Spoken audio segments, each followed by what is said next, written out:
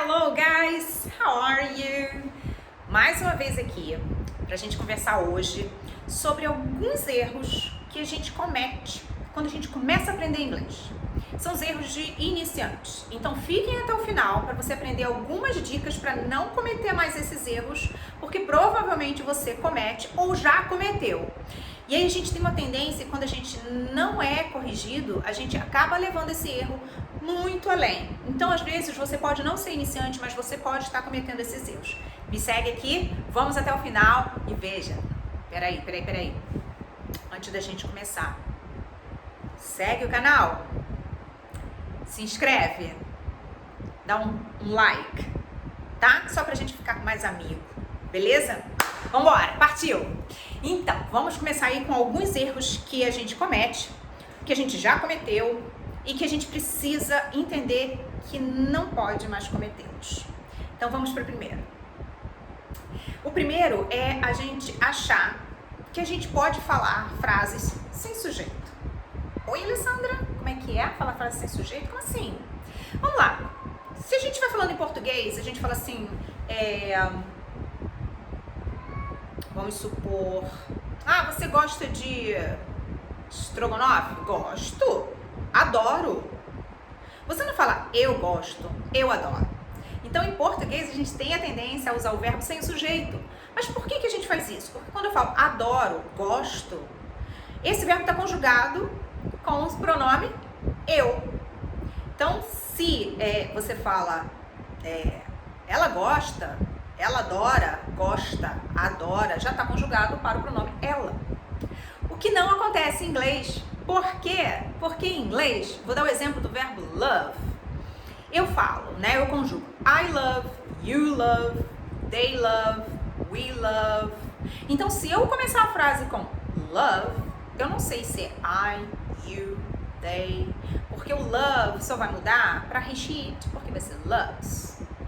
Então, se tiver um Szinho, ainda que tenha o loves, com S, eu vou ficar na dúvida, o sujeito é he ou she? Então, em inglês, não tem como a gente usar um verbo sem usar o sujeito. Então, essa é a primeira dica. Então, never, ever say, oh, love you. I love you, ok? Isso eu tô falando de uma maneira mais estruturada, ok? Beleza. E aí a gente tem uma questão também, porque quando a gente fala em português, a gente pensa em português, a gente fala assim, é maneiro, é legal, é ótimo. Esse em inglês, a gente, por natureza, quando começa a aprender o inglês, a gente faz essa analogia. Então, o nosso é o verbo is, o verbo to be conjugado, is. E a gente tem um grande problema. Porque quem começa a aprender inglês tem a tendência a falar assim, it's good, it's fun. E no, acabamos de ver que verbos precisam ser precedidos por sujeito. Então, nunca, never, ever, fale it's fun, e sim it's fun. Mas, Alessandra, que sujeito é esse? É um sujeito que não está ali explícito, mas você tem que usar it's fun. Então, quando a ideia é legal, é perfeito, é maravilhoso, é alguma coisa, coloque na cabeça, esse tem que ser falado it's. It's fun, it's good, it's perfect. Ok? Beleza. Vamos ao segundo. A segunda dica. A segunda dica se refere ao verbo have. Eu acho que eu já falei sobre isso em algum outro vídeo, mas aqui eu tô colocando algumas dicas. Vamos lá. Quando a gente fala sobre o have, a gente está falando sobre posse. O que é isso? É possuir alguma coisa. Eu tenho alguma coisa, eu tenho a posse de alguma coisa. Então, o aluno que está começando, ele aprende o there is e o there are para falar sobre existência, falar sobre alguma coisa que existe em algum lugar, alguma coisa que existe em cima da mesa, algo que existe dentro da sua casa, ok? Então, o there is para singular e o there are para o plural. Então, quando a gente fala minha casa, eu tenho 2 filhos. I have 2 children. Ok, I have 2 children. Os filhos são meus, eu possuo, né, esses 2 filhos. Mas quando eu falo que em cima da mesa tem uma maçã, a mesa não possui a maçã, ok? Então a ideia é, there is an apple on the table. There is an apple on the table. Porque aqui o sentido é de existir. E aí quando a gente começa a estudar inglês, a gente tem a tendência a falar have an apple on the desk, on the table. Have an apple? Não. There is. Porque o sentido é de existir.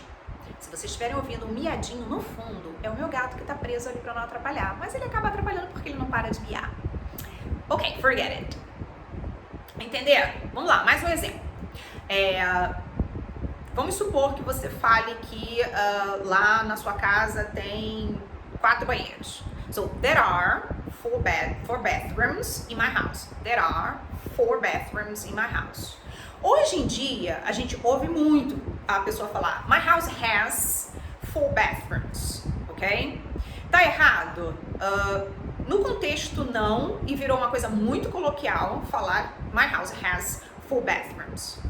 Mas, gramaticalmente, está incorreto. Por quê? Acabei de falar. Coisa não possui outra coisa. Nós possuímos, o animal possui, mas uma casa não possui. Então, a gente sempre dá preferência para falar there are 4 bathrooms in the house instead of, em vez de my house has 4 bathrooms, ok? E aí vem um detalhe importante. Eu assisto várias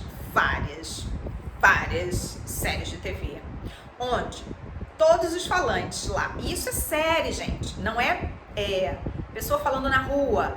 A série podia corrigir isso, mas isso é para vocês verem como eles falam naturalmente isso.